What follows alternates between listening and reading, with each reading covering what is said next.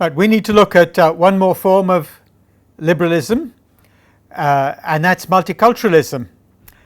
Now, its status as an ideology isn't necessarily clear. The term itself has been in widespread use only since the early 1990s or thereabouts. It's been described as an ideological space rather than an ideology, and that means that it's an area in which the nature of diversity and civic unity or civic commonality are discussed. But multiculturalism shares a number of features with liberalism, and it does so even though there are tensions between multiculturalism and several major ideologies.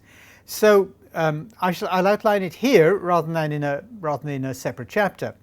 There is a substantial literature on multiculturalism, and you may have encountered that elsewhere. I'll draw on some of that as we proceed.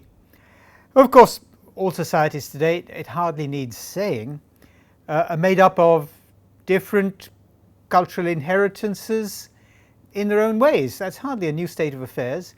And the expanding body of research on languages, music, art, archaeology, and other fields shows long histories of cultural complexity and diversity. And for example, much of the grammatical structure of the English language today is a composite of Anglo-Saxon, Norman French, and other forms of French. And that's the grammatical structure. The vocabulary, of course, is taken from all over the world. And we use those words and terms and phrases all the time in today's English. But the earlier forms of the language are unrecognizable when we consider them through the English of our time, whether in vocabulary or in grammar. And that's been well demonstrated for a long time now. This holds not only for languages, but for almost all areas of culture around the world. And we shall see that many of the central issues in multiculturalism raise the wider question of what constitutes a culture in the first place. Well, multiculturalism as a contemporary political position seems to have started in the United States, with the deepening realization among African Americans that the end of the United States Civil War might have put an end to official slavery, but that it had certainly not put an end to severe racism and racial discrimination against African Americans. In the early 20th century, several United States states, particularly the southern states, had laws enforcing racial segregation and severe racial discrimination until the federal government passed several laws against that in the early 1960s. There were campaigners. Marcus Garvey, 1887 to 1940, was born in Jamaica, and he'd earlier started a Back to Africa movement, but the strongest expressions of what was then called black consciousness came from people like Martin Luther King, Elijah Muhammad, and his fellow leader Malcolm X. Martin Luther King led a non-violent civil rights movement which inherited a great deal from Gandhi's methods of peaceful, passive, non-violent resistance, but nevertheless resistance. Elijah Muhammad led the black Muslims, now called the Black Nation, for over 40 years, and his fellow leader Malcolm X was the one who said in some sort of meeting of an association that he belonged to, suddenly said, "Enough is enough. What do we want? Freedom. When do we want it?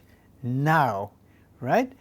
And the Black Panther movement and the Black Power movement got a tremendous boost from that. They took it out into the streets and spoke their minds. They were fed up with evasions and euphemisms and fed up with endless committees and procedures. They'd had enough. Well, they had a considerable effect. If I'm not mistaken, Malcolm X was imprisoned. He always said on trumped-up charges and later died in a prison riot. Again, you'd have to check the details. But the approaches taken varied. The Black Power movement and its associated Black Panther Party rejected violence, as did the black Muslims. I beg your pardon, I'll have to correct that. Like the Black Power movement and the Black Panther Party in the 1960s, the black Muslims rejected non-violence. They supported more confrontational methods, including a willingness to use arms. It's not an accident. It's worth remembering that they put the issue on the agenda in the mid to late 1960s in a way that procedural approaches, keeping within the law, keeping within the official structures, had failed to do. And the riots in Watts in Los Angeles in the summer of 1965 showed that United States society would not be the same again.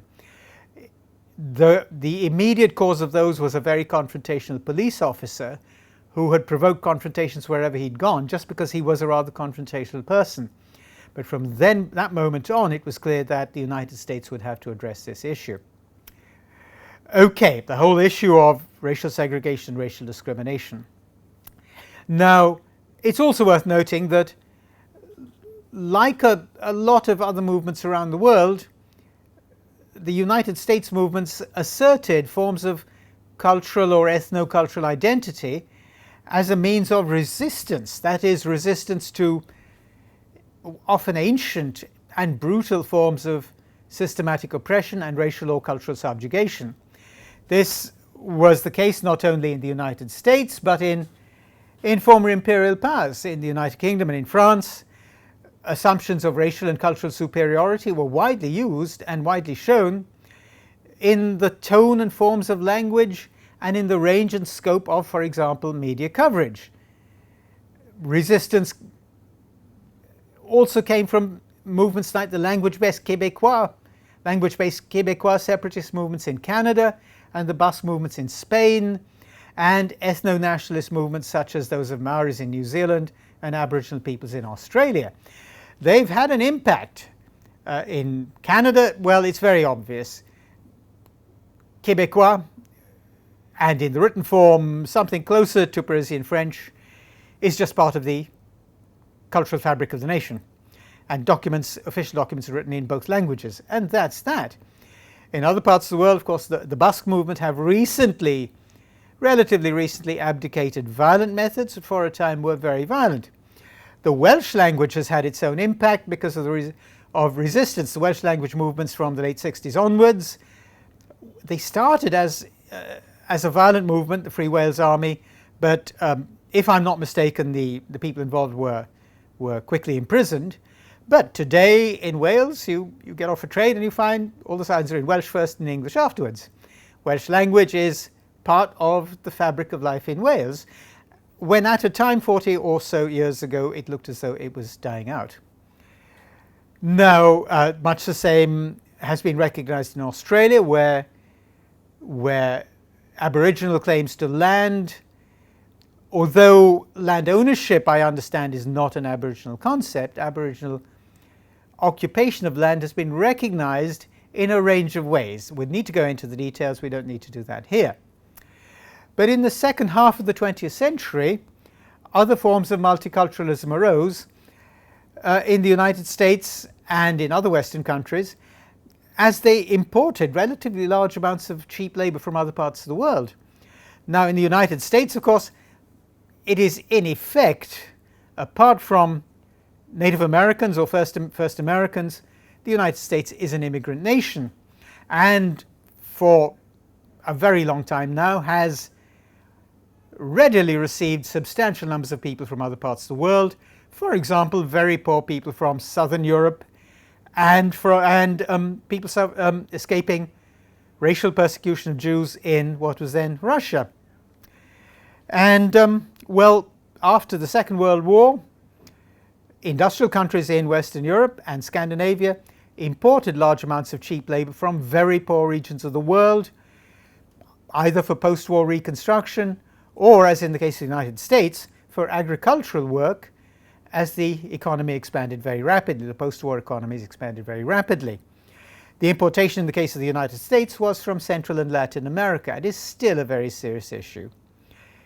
Well, today it's hard to believe that some of the governments concerned even thought that those they imported, who largely came from the poorest classes even in their own country of origin, would actually go back after a few years. But this has been documented in the case of the British decision in the early 1950s to import cheap labour from South Asia, from what was then the British Caribbean, But it is documented that the cultural issues involved and that the permanence of those imported were simply not considered or were largely discounted by the states concerned. The percentages are not great, even though the media are often extremely inflammatory in their coverage. In 2011, about 10% of the then British population were of South Asian or Afro-Caribbean descent. So we're not looking at very substantial proportions at all. Of course, ask people in the street and they'll say 20%, 40% and so on, the usual "we're being swamped." Frankly, nonsense. But much of that has to do with inflammatory media coverage, and virtually all the media have participated in this, either for headlines or because they've not checked the facts, or because in cases they couldn't be bothered to do so, or because some of them simply were expressing the prejudices of their editors and owners. Well, in the last quarter of a century or so, there's been a further factor. Industrial countries in particular have experienced significant influxes of refugees as a result of war and ethnic conflict and other forms of upheaval, some of which have been documentedly exacerbated by foreign intervention. The obvious example for us is the invasion of Iraq in 2003, the legality of which is severely disputed. It was almost certainly illegal. It's resulted in the desperate outflow of very substantial numbers of people from the Middle East, as has the intervention in 2011 in Libya, which was intended to cause regime change. Similarly, the war in Syria, undoubtedly the result of an attempt to cause regime change, even though domestic assemblies such as the United Kingdom Parliament have rejected and resisted military intervention.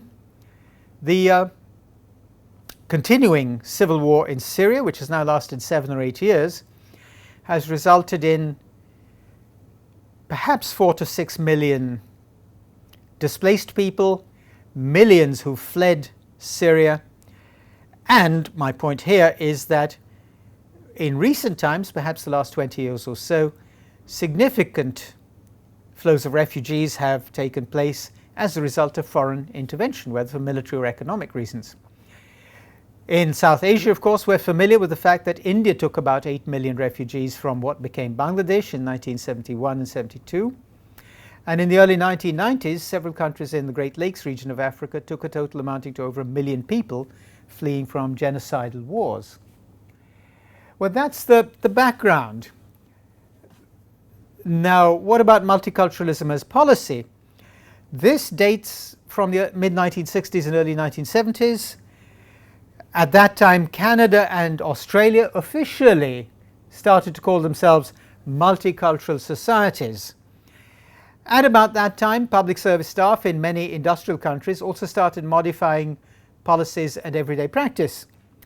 For example, in healthcare and education.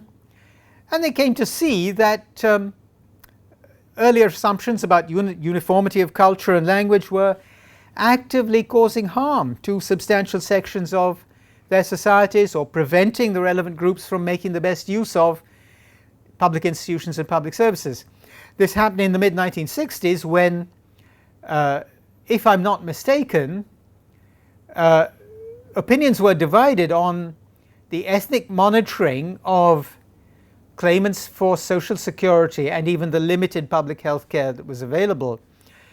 Opinions were divided even among African American movements, but the ethnic monitoring did start, and it showed very significant underclaiming on the part of African American communities throughout the United States.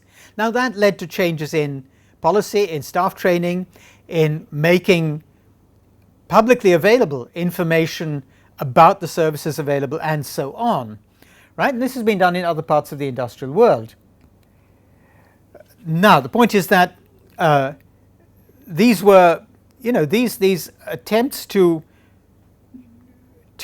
act on the recognition that the societies involved were now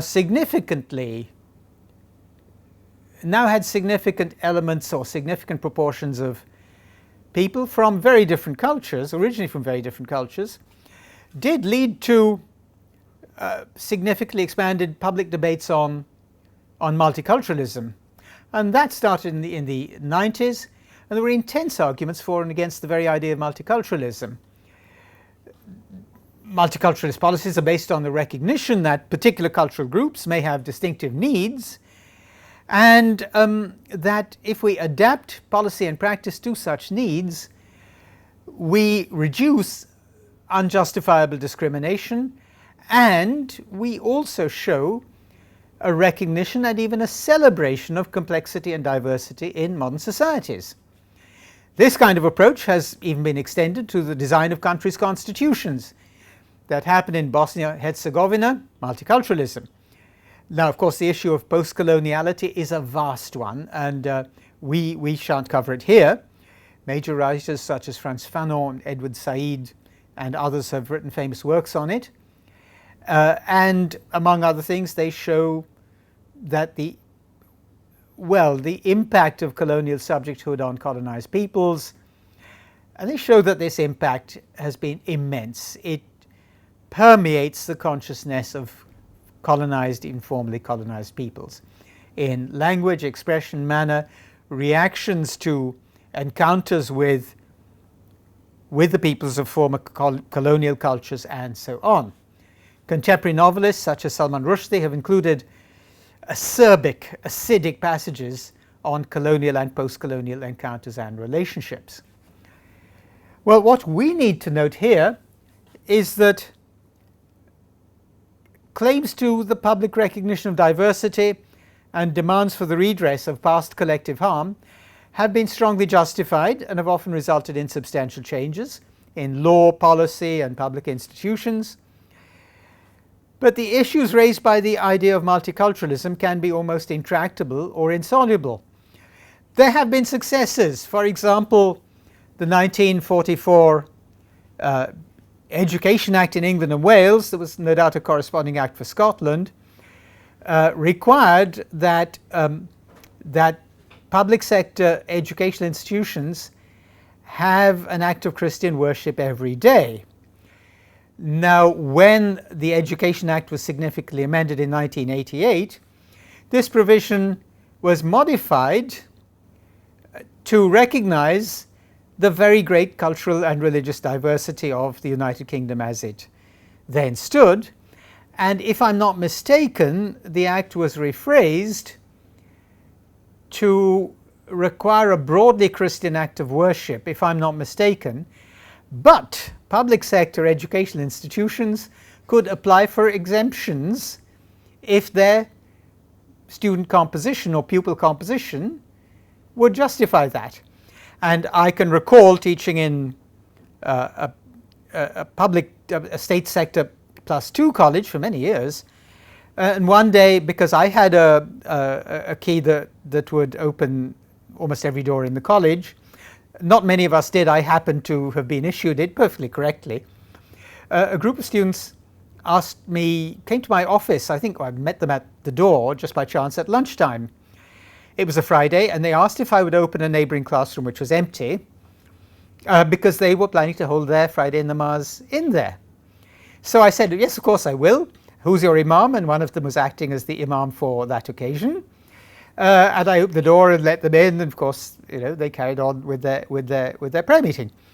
Now, nothing unusual. We were very much a public sector college. We had a very diverse intake, and it was hardly surprising that people wanted to observe their particular religious practice in the way it required, no great issue. And when I opened the door, I thought, yes, this is the 1988 Education Act at work. A lot of us in education had other issues with the 88 Act, but we certainly weren't worried about this part of it.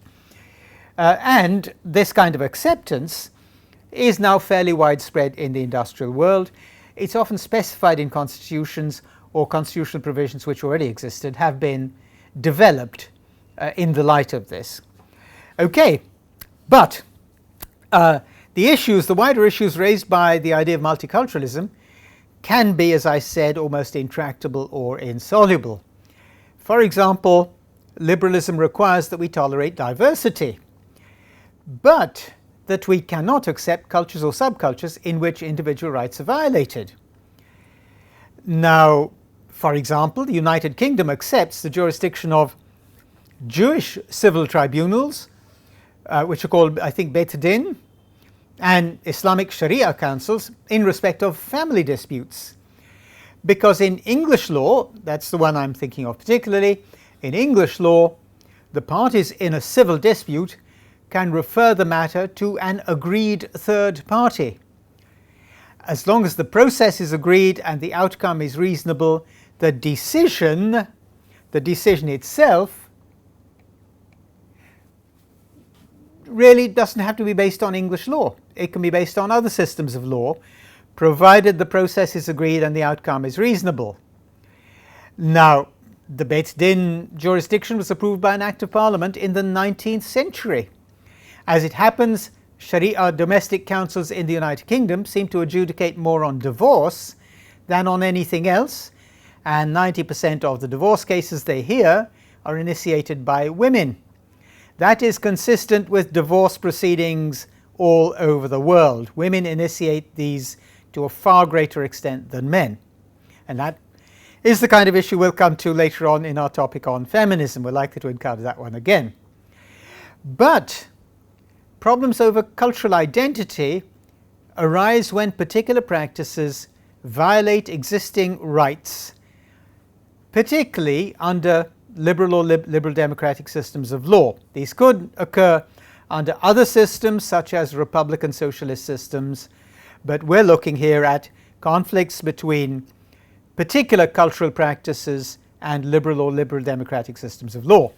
For example, the British Foreign Ministry, the Foreign and Commonwealth Office, has a unit dedicated to assisting British residents or citizens, British citizens, or I should say subjects of the Crown, who are victims of forced marriages. Not arranged marriages freely entered into by both partners. Those are recognized in the law of the United Kingdom and have been for a long time. Another issue over which the Foreign and Commonwealth Office has a dedicated unit. I beg your pardon. I'll correct that, and I'll pause there so I can do this in editing. The Foreign Ministry in the UK, the Foreign and Commonwealth Office, has a unit dedicated to assisting British residents or citizens who are victims of forced marriages. Not freely arranged marriages, but forced marriages. They have these offices and units in many parts of the world, and some of them have been very active in other countries in assisting not just British citizens, but British subjects who have been involved in forced marriages in their own countries, sometimes by deceit, and have therefore, in one or two cases, been held captive by their families when they were settled in the United Kingdom, had rights of residence, and were even working there. Now, in the UK, the practice of female genital mutilation is a cultural practice. It's been a criminal offence since 1985. It's also a criminal offence for British nationals or British residents to participate in or assist in female genital mutilation outside the United Kingdom. That's a very interesting point there. So the UK jurisdiction would extend to British residents or British citizens participating in an illegal practice in English law. I say in English law specifically, there's corresponding law in Scotland, even if they're outside UK jurisdiction. So the criminal liability obtains even outside the UK jurisdiction if UK residents or British citizens participate in such practices. And British public service staff in healthcare or teaching have a legal duty now to report the offence if young people under 18 are the victims. We have to note, of course, that the current Conservative government is yet to implement a section of the Equality Act 2010 which would enable a minister to declare caste discrimination offence under the Act. That is yet to happen. It has been raised from time to time, for example in the House of Lords in I think 2009 or thereabouts, but no further action has resulted since then. But there are more problems over cultural identity, not just the violation by particular cultural practices of existing rights in a liberal or liberal democratic society, but there's a further problem, and that is, what does it actually mean to belong? What's involved in belonging to a particular group? And do members have significant authority to declare themselves not bound by any particular group's ways over particular issues? This in turn raises wider questions of who in a group has the authority or power to decide who does or does not belong and why. The point is that there is no avoiding questions of the substance and content of the rights claimed or the cultural practices which are at issue. An uncritical separation of faith and the state is of no help here, because in practice that closes down discussion and doesn't create a space in which the relation between faith or traditional cultural practices, irrespective of faith, and the state can be reasoningly articulated and addressed. The point is that a very hard separation between faith and the state closes down discussion and doesn't open up or create a space in which the relation between faith or cultural practices and the state can be articulated and discussed. The results, well, the results can be extremely troublesome and problematic. Much of the current debate in European countries about possible bans on the hijab have excluded, for example, European women who happen to be Muslims from any serious exploration and expression of what equality, citizenship and faith might mean to them. That can hardly be what we mean if we're liberals and we advocate cultural rights. In effect, as has been pointed out in France, French citizens who happen to be Muslim women seem to have gone unnoticed in the argument about the hijab, about wearing the veil in public or in public services or in public institutions and so on. That's been documented. My source here is someone called Kennedy who wrote a paper on this. Now, other major ideologies have also had their problems over multiculturalism, excuse me, conservatism. Unsurprisingly, is one of the ideologies most incompatible with it, because according to conservatism, shared values and shared practices and traditions are part of a shared history, and they form a national identity. For most conservative thinkers, nationalism overrides or takes priority over multiculturalism, precisely because of the extent to which shared cultural assumptions, a shared cultural history, shared practices are part and parcel of a conservative outlook on life and a conservative outlook on what makes a culture, a practice, a nation, and so on. Now, it is further the case that any account of multiculturalism faces a problem over inequalities of power and status, that is, structural inequalities. A great deal of work on multiculturalism rather neglects this. Yes, it is the case that advocates of multiculturalism have often sought recognition, advancement, or redress through the assertion of cultural or ethnic identity. But that in turn opens the possibility that practices such as child marriage could, at least in theory, be justified as being central to any given culture. And that shows another significant area that multiculturalism seems to have neglected, and that's the question of what constitutes a culture in the first place. Any serious examination of that will, of course, very quickly show us the complexity and variety of almost any culture on the planet, and the mutability of any and all cultures. It's a very uncomfortable space to be in, but it is the space we're in anyway. And that emerges when we examine multiculturalism closely. Well, for example, Nassar Mir and Tariq Maudud have pointed out that what they call interculturalism has to be a political discourse if it is to enable us to express and address the wide range of concerns which inevitably arise because our identities are complex, as are the areas in respect of which we significantly and are equally and significantly different. Yes, we are equally and significantly different in an enormous number of ways, but the fact is that our identities are equally complex, uncertain, often mutable. Think of the arguments around gender self-assignation or the self-description of sexual orientation today. Yes, these are current issues, rightly so, and are getting attention which they, of course, should have, but think of the ways in which we no longer readily accept assigned identities over things like sexual orientation or gender identification and so on.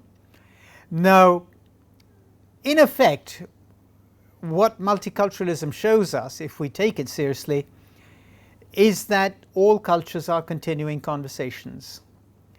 That is a point I take from Bhikkhu Parekh, who wrote about this in the late 1990s. That means that all cultures are involved in, so to speak, exchanges with their own inheritances and those of other cultures, however different those others might seem to be. And we find archaeological and other evidence of cultural influences all over the world, dating back even thousands of years. Nothing unusual. Humans have always exchanged languages, ideas, currency, trade, knowledge, and so on. We don't need to spend too much time on this here, but the work of Aristotle was rescued by a Roman general, if I'm not mistaken, called Sulla, when Sulla's soldiers might have burnt the books. Sulla recognized, he was quite a scholar himself, that he was reading the work of a great philosopher and took it back to Rome with him. But something like 1,000 years later, perhaps just under 1,000 years later, in Moorish Spain, at least one scholar, I think it was Ibn Rushd, recognized that the work of Aristotle was that of a great philosopher, translated it into Latin, because very few people at that time had classical Greek, and made the work therefore available in Europe, where the literate people had Latin. A similar project was undertaken by a Persian philosopher. I think it was Ibn Sina. I can't remember which was Persian, which was Moorish, but they both, in effect, returned the work to its cultural home, but they recognized the great philosopher where they saw one.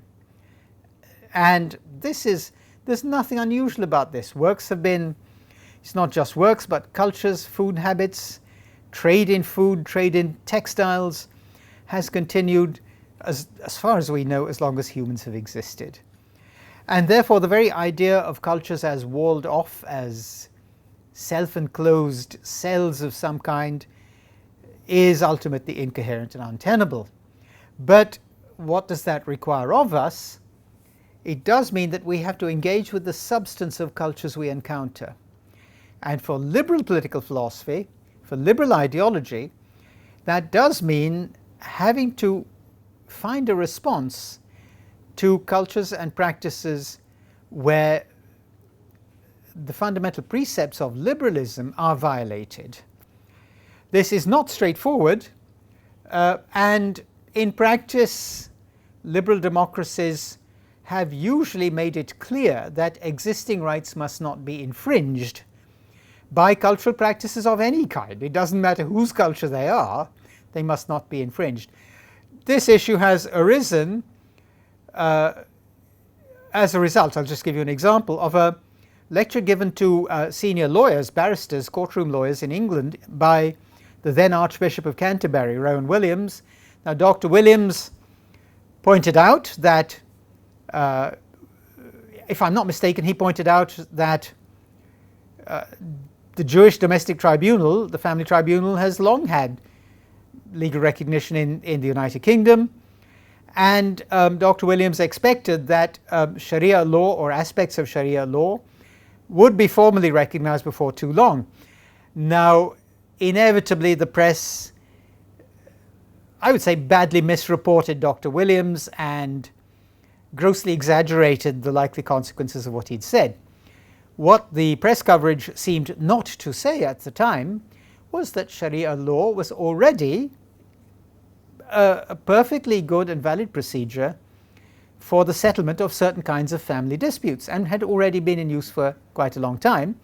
It was perfectly consistent in these uses with existing English law, right? And by implication, Scots law as well, by implication.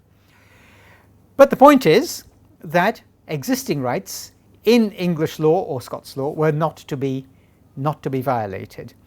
Now, that is one kind of liberal response. Liberalism can accommodate, it has to accommodate plurality and diversity, but it can't accept the violation of fundamental liberal principles. We shall see an example of that as we proceed.